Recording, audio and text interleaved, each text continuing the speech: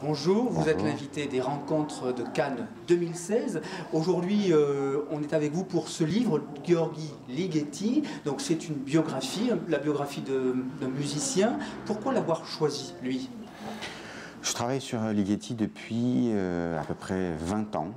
J'ai d'abord travaillé sur lui dans le cadre de mon DEA, puis de ma thèse, et puis il y a encore quelques années dans le cadre de mon habilitation à diriger des recherches.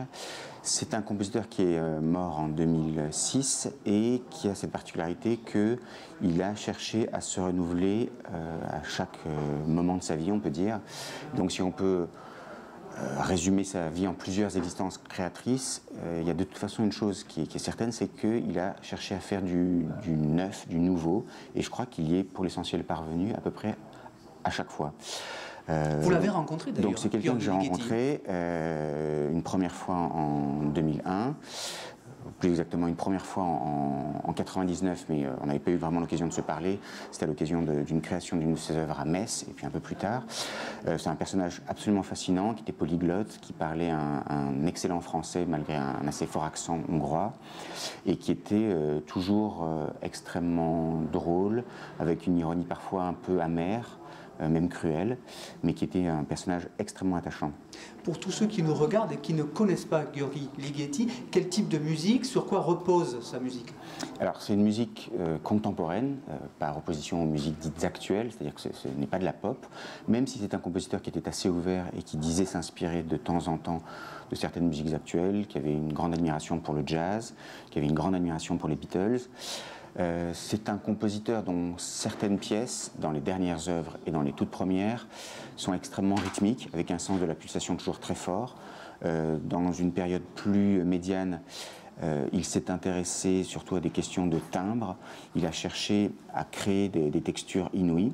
Donc c'est un compositeur dont certaines œuvres sont connues de nos auditeurs parce que chez les cinéphiles, elles ont un sens particulièrement marqué, au sens où Ligeti, pour certaines de ses œuvres, a été utilisé par Kubrick dans 2001, l'Odyssée de l'espace.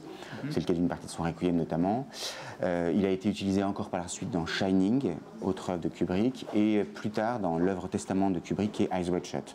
Donc les cinéphiles peuvent le connaître sans le savoir parfois. Alors vous indiquiez tout à l'heure qu'il a évolué, il a fait évoluer sa musique au fil des années, donc il s'est renouvelé. Est-ce qu'il y a des événements particuliers qui sont à l'origine de ce renouvellement, de ce changement? Alors, il y a quelques événements extrêmement marquants, mais qui sont un peu, on va dire, à l'aube de sa période créatrice, qui sont la Deuxième Guerre mondiale et les camps, où il perd une grande partie de sa famille, ce qui est un événement absolument traumatisant, qui fait qu'il aura toujours un regard porté sur la mort, d'où l'importance de son Requiem notamment, mais d'autres œuvres aussi. Il y a un autre événement crucial qui est en 1956, l'insurrection de Budapest, et le fait qu'il est contraint avec sa femme de partir précipitamment à l'ouest, en emportant quelques partitions mais pas toutes. Probablement certaines ont été perdues à l'occasion de ce déménagement très brutal. Donc je dirais que ce sont là deux événements historiques qui ont une portée considérable sur sa création de compositeur, d'artiste. Alors vous l'avez rencontré, vous nous l'avez rappelé, ces événements forcément ont fait évoluer son regard sur l'Europe, j'imagine, les nations, les peuples. Que vous disait-il? Alors c'était quelqu'un qui se tenait au courant de tout ce qui pouvait se faire à la fois dans l'activité artistique, ça évidemment, mais également scientifique. Sa vocation de scientifique avait été d'une certaine façon contrariée. Il aurait aimé pouvoir faire des études scientifiques et il se tenait toujours au courant via des livres, via des revues parfois spécialisées de ce qui se faisait en mathématiques, en biologie, en physique. C'est aussi quelqu'un qui avait une certaine amertume du point de vue politique. Son père était une sorte de socialiste utopique, lui-même a été socialiste pendant un temps, et puis au fur et à mesure que la chape de plomb soviétique s'est abattue sur la Hongrie, dans les années qui ont suivi 1945 jusqu'au vers 1948, il a perdu ses illusions, et à la fin, il disait que son personnage politique préféré, son héros en politique, c'était Churchill. Donc c'était quelqu'un de difficilement classable, qui détestait les totalitarismes nazis et soviétiques qu'il avait dû vivre et souffrir dans sa chair, mais qui ne pouvait pas vraiment se considérer comme un libéral pour autant, parce qu'il pensait que la société de consommation n'avait pas que du bon, et que notamment en matière d'art, cela pouvait aboutir de temps en temps à une forme de nivellement par le bas. donc quelqu'un d'assez complexe sur ces questions de politique aussi. Toute dernière question, en quoi György Ligeti a changé votre vie, vous?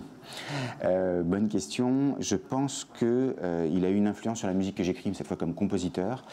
Je ne pense pas écrire la musique de Ligeti, pas du tout. Je ne pense pas que quand on écrive ma musique, on se dise « Ah, c'est du Ligeti ». En revanche, il est certain que deux pôles dont il est question dans ce livre, qui sont le clocks d'une part, c'est-à-dire une musique extrêmement rythmée, pulsée, marquée, sous l'influence de Bartók, et puis le clouds, au contraire, musique nébuleuse, nuageuse, harmonique, musique de texture, sous l'influence de Debussy. Ce sont deux pôles que je ressentais moi-même assez spontanément quand j'écrivais de la musique et que la découverte et la redécouverte de Ligeti m'a permis d'approfondir. Donc je lui en suis au moins redevable pour cela. Merci Carole Beffa. Merci à vous.